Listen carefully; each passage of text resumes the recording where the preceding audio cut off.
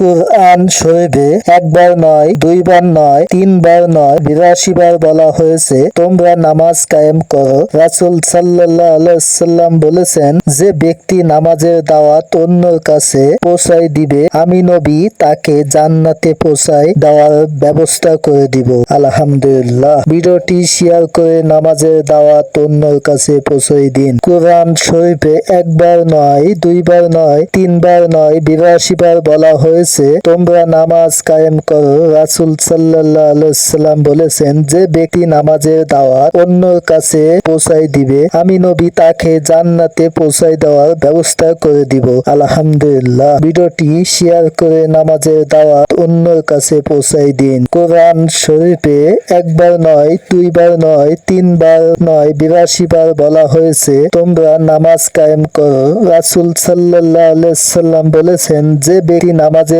দাওয়াত অন্যের কাছে পৌঁছায় দিবে, আমি নবী তাকে জান্নাতে পৌঁছায় দেওয়ার ব্যবস্থা করে দিব।